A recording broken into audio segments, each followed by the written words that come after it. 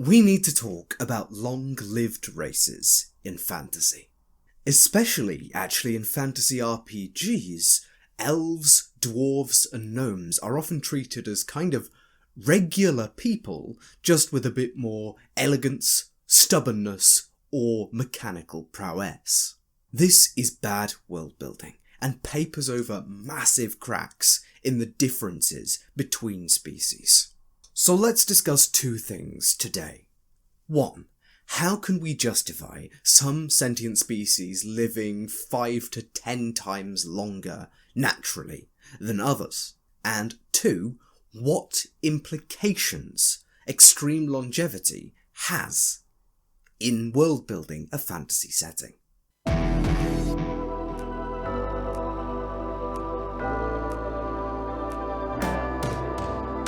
So how do we explain the fact that elves, especially, tend just to naturally live for much, much longer than their other fantasy counterparts? This is, of course, regarding life expectancy, not the expectation of a specific elf to live a specific amount of time.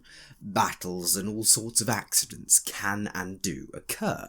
But I'm talking about the natural, expected lifespan of a species. Why are elves so often 7 to 10 times more long-lived than most other creatures? Well, looking to our own world, there are some creatures that do simply outlast us. In the case of corals, sponges, and some jellyfish, these creatures manage it by barely existing in a sense that is understandable to us. They use deep-sea currents to deliver food directly to their stationary bodies. Or, in the case of the jellyfish, use the deep-sea currents to deliver their bodies straight to their food. In fact, almost all of the long-lived creatures live in the sea, where food can simply be swept your way.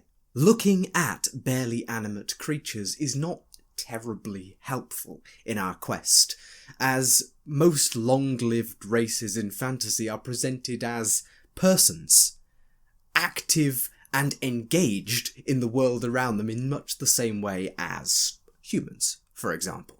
I am not a scientist, nor trained in the sciences, so my terminology may be lacking in this discussion. But, as far as my diligence allows, this is as accurate as I can be in discussing this topic. It might be more helpful, then, to compare our elves, dwarves, and gnomes to sharks, whales, and tortoises, creatures who are known for living for hundreds of years. In these creatures, we have examples of carnivores and herbivores living quite remarkable amounts of time and continuing to grow throughout their lives. While tortoises are famous for moving around in a fairly languid fashion, sharks and whales are known for maintaining a pace of life that is roughly equivalent with other mammals and fish, making them perfect analogues for understanding how creatures that are properly active can nonetheless live for hundreds of years. Scientists have discovered genes in the bowhead whale to help it survive a long time, especially in the area of cell regeneration.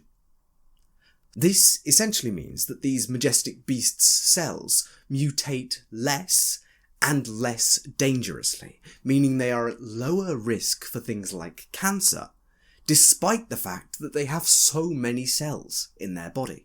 They have a lower cancer risk than us humans, for example. Sharks, like the Greenland shark, which holds a record for aging, are known for their bullish determination to continue in their natural process as long as possible. They are some of our original deep-sea monsters and dedicate their entire functional purpose to continuing hunting, continuing swimming, and continuing existing. So how does this help us? Well, it shows that organisms don't need to be entirely stationary, or incredibly slow, or have a poor metabolism to have an absurd lifespan. Most death by old age in humans now occurs from a slow and steady degradation of our cells and our immune systems, making us more susceptible to injury and disease, and therefore turning what might have been minor problems in our youth into major and life-threatening ones in our old age. The same is true of our minds. Our cells simply do too much work over our lifetime, and mutations cascade into eventual critical failures. So it is likely that biologically, when we talk of long-lived humanoid species, we're not discussing a lethargic lifestyle, a slow metabolism, or a stationary lifestyle like a sponge or a tortoise,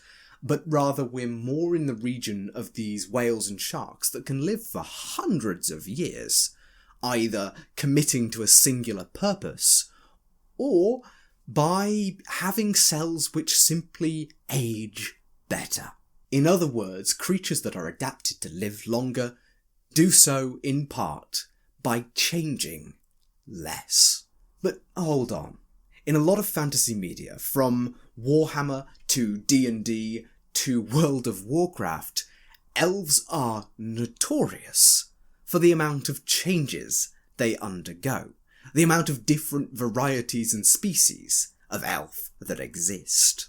There are two key issues with this kind of world building. Firstly, if we adopt the understanding that their genetic code is simply less prone to random changes or mutations, we can expect, consequently, that species diversity would decrease, as there are fewer opportunities for bodies to randomly luck into adaptations that might naturally select for certain environments.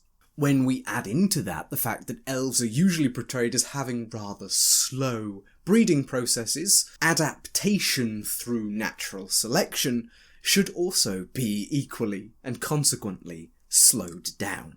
Depictions of elves as pure, eternally unchanging beings in a long unbroken line makes an awful lot of sense in this regard. But the idea that there are multiple varieties of elf depending on all sorts of categories doesn't really make a lot of sense.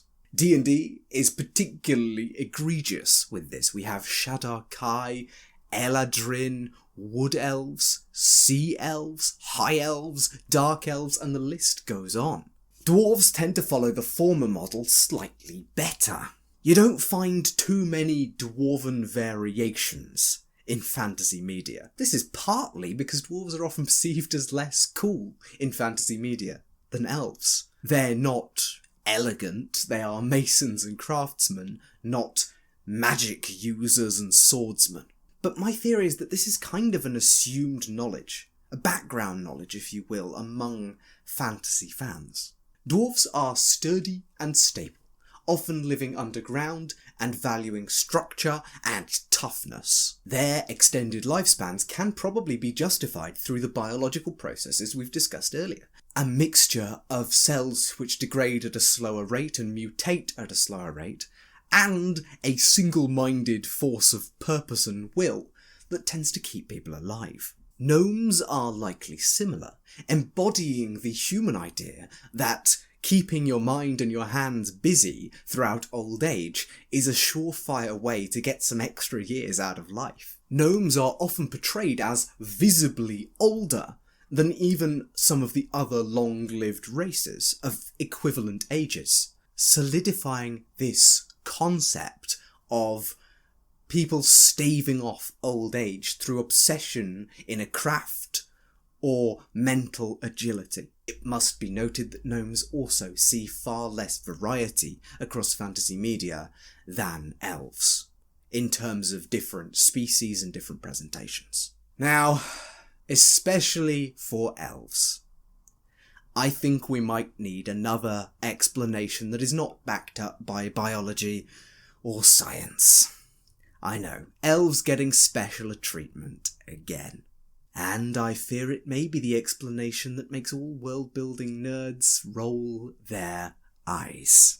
They're just kinda magic, man. But seriously, I know of no sensible manner in which a species that breeds at a simply glacial rate would be able to manage the extreme diversity we see among species of elves in terms of adaptation to their environments, magical or not, unless we assume that elves simply predate everyone else by an order of magnitude that justifies their spread out subspecies.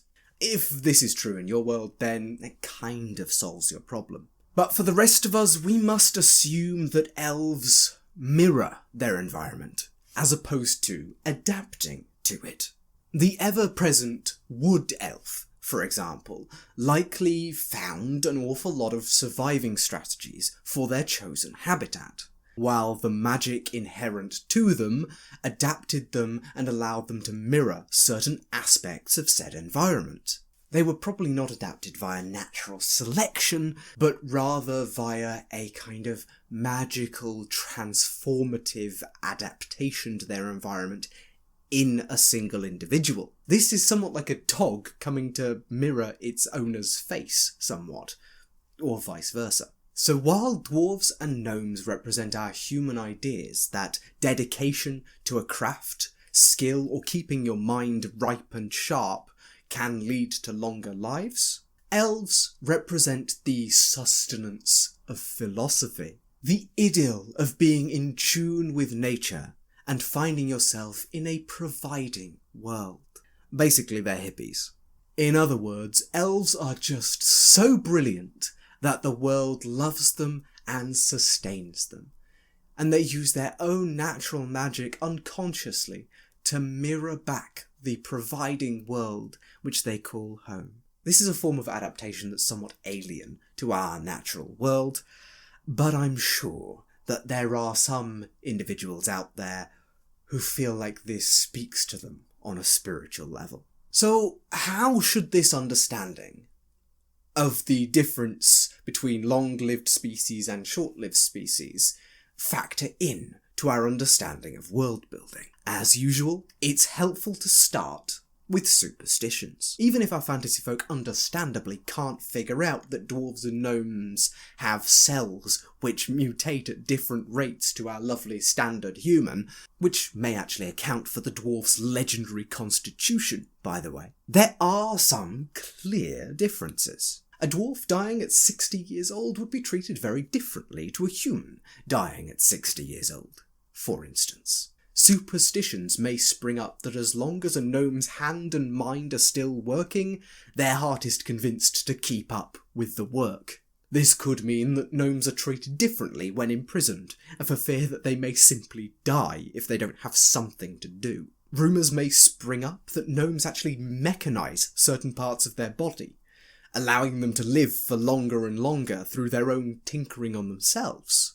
Or it may be as simple as a superstition that gnomes simply don't take holidays. These may or may not be true in your world, but the outward presentation of an ever-wizened, ever-working group of short individuals will automatically build their own superstitions and stereotypes among folk who don't quite understand the nuance. Superstitions may exist about cuckoo elves, elves who are born adapted to the wrong environment, caused by some strange influence of perhaps another plane of existence or another realm encroaching in on the elves' territory. Perhaps an elven tribe forced to leave their ancestral homeland loses both a cultural and a physical identity. And there may be a superstition that displaced elves actually just wander sadly and morosely until they keel over dead. Maybe elves are seen as untrustworthy due to their ever-adapting mercurial magical nature. Or perhaps their extended lifespan sees them stereotyped in almost all cases as great sages of history, even though perhaps their communities are incredibly insular and isolated.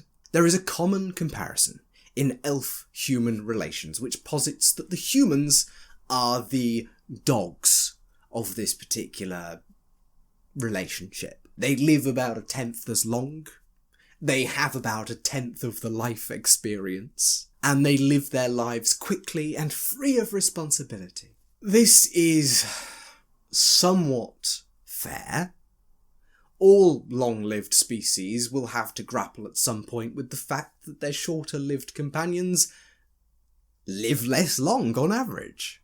A lot of media has explored this concept already, but I don't really want to get on that all your friends will die before you, leaving you alone as a monument to eternal unchanging perfection train. It's one, a little depressing, and two, there's plenty of other media that explores that. Much more interesting to me is how extreme imbalances in longevity may impact trade, diplomacy, and history itself. Firstly, any long-lived species that makes tools or clothing would massively understand the value of building things to last. As humans, we already understand this as a valuable thing. Now think living 7 times as long and needing to buy 7 times as many pairs of shoes in your lifetime. Boots, mail, and even weapons crafted by dwarves or elves would simply last longer, be made of more durable materials, take longer to craft, and be probably a little more expensive. A good pair of dwarvish boots would probably last your average short-lived humanoid an entire lifetime. In addition to this, the pattern of labour over a long-lived creature's lifespan would look very, very different. Either an individual is going to change careers at least once or twice over a 400-year lifespan, or is going to become incredibly, precisely proficient in one set of skills. If we assume equal initial skill and equal yearly working hours, an elven craftsman is going to end up utterly and completely surpassing a human one. They have more years with which to work on their craft. This will undoubtedly make their craft more efficient, if not technically superior, as talent does certainly play a role in these discussions. But I would suggest that this would not be quite a fair comparison. Firstly, in our world, the craftsman that continues from his first apprenticeship until the moment of his death doing the same thing is quite rare, and they're the ones who become the most dedicated and proficient masters. Most modern people, at least, have retirement as something of a goal, a time where we can pursue personal projects. A simplified ideal of the working life has us in education for maybe a quarter of our life, work for a little over half, and the rest is spent in a kind of retirement where personal projects can be pursued and we don't have the stress of work in our old age. Of course, this is congruent with a world after significant labour reforms, which we absolutely should not forget as being quite recent in our history. However, I would suggest that when your life expectancy can be over 500 years, reforms in how you do labour are likely to come about a lot sooner. Nobody really wants to be working for 300 to 400 years in a row. Perhaps every 75 or so years, an elf gets a 25-year sabbatical from their labour. Or maybe they get the privilege of taking every 4th year off. It is likely with such a long lifespan that such rules may be put in place quite early to stave off the insanity of inanity. These labour laws may be so powerful that they mean that certain public services are shut off for years at a time, as the only person qualified to do it is taking a break. The 75-25 also has the extended benefit of justifying the slightly long timescale on which elves tend to have children, and gives elves a reason and opportunity to actually go and explore personal projects and see the world, allowing the elves in your world to be somewhat up to date, at least 100 years wrong, potentially. Dwarves are often presented as workaholics, but I feel that labour reform in dwarven settings may actually also come a heck of a lot earlier. When your body has to last you for centuries, health and safety legitimately becomes quite paramount, especially among the deadly professions that dwarves often take up, such as mining, metallurgy, and smithing. As I mentioned earlier, a dwarf dying at 60 would be tragic, and if the same rate of workplace misadventures as in our history were to exist in a dwarven mine, well, I think it would be a simple eventuality that almost every single dwarf that is employed in a mine will eventually die there. On a long enough timescale, freak accidents become eventualities. Shift lengths would be strictly limited to avoid tiredness. Masses of bureaucracy and planning would go into dwarven excavations, and shift supervision would be an absolute necessity, with a military-style chain of command down in dwarven mines. I would also expect stringent health checks, and pretty well-trained medical officers to assess whether workers are capable of safely fulfilling their duties, be that through eyesight or physical issues. All of this needs to be within reasonably acceptable safety metrics. Dwarven products would fetch a premium, not just because of the intergenerational clans of master craftsmen who go to make them, but because of the simple cost of labour that is safe and responsible. Much like elves, dwarves are not famed for their rapid production of offspring. So protecting the group of dwarves that do exist would definitely be pretty darn important in a dwarven society. Why else would you carve fortified cities out of rock underground? It's not like that's the prime hunting place of great winged dragons, or huge stumbling giants. Diplomats from long-lived cultures would be gold dust, especially if they become embedded in a shorter-lived culture. 3 generations of elves, given a 750-year lifespan, could reasonably recount the entire history of London, from its Roman foundation up until right now, through eyewitness testimony. These 3 diplomats would likely have met every single king and queen of England, and one of them would have even witnessed the birth of English monarchy. Remember, that's just 3 people who can easily share a writing style, a shorthand, and a common goal. Any individual with so much knowledge of the history and legacy of every decision, and the insight to assess and reflect upon the lessons learned, would be a godsend to any reasonable ruler.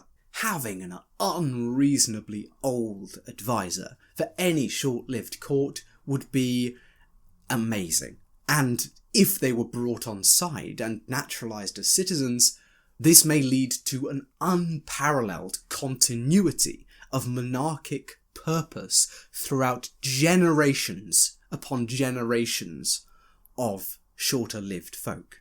As such, a fantasy world's historical understanding may actually be simply better than our own understanding of our own history. Written records are all well and good, but being able to talk to 1 or 2 of the young administrators who were involved in, say, the dissolution of the monasteries would give a whole other level of insight as to what was actually going on at the time. Events that may be lost or forgotten in the mists of time, like the Great Flood, which is attested throughout so much world mythology, may actually be in a relatively small line of oral tradition in a longer-lived race. Maybe a gnome 10 generations back actually remembers it. When we have individuals who experience history on wildly different timescales, our historical understanding is bound to improve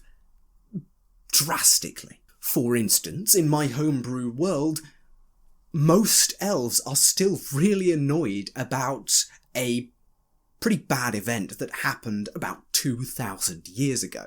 that directly affected them. Many of them lost great-grandparents in this event, and it's very difficult for the elves to get their head around how the halflings are so laissez-faire about the whole thing. To be fair, it is difficult to remain mad at something that happened so long ago as the birth of Jesus Christ, unless you and your ancestors all live for hundreds of years. That's the true impact of longevity.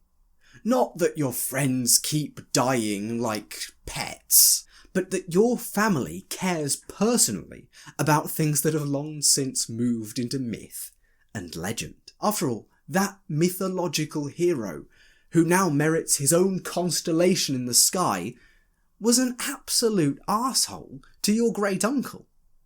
And your great-uncle always maintained that the guy didn't bathe.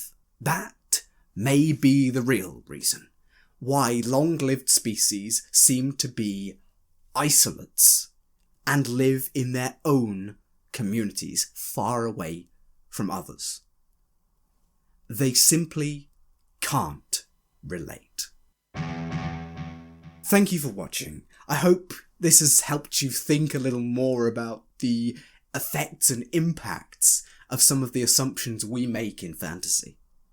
And if it has, I'd really appreciate if you subscribe to the channel for more like this. Leave a comment if you think there's anything I missed or anything you would like to add, or if you feel like quibbling with my questionable understanding of the evolutionary process. But in any case, thank you for watching. I have been Tom, otherwise known as the Grungeon Master, and I will see you in the next video.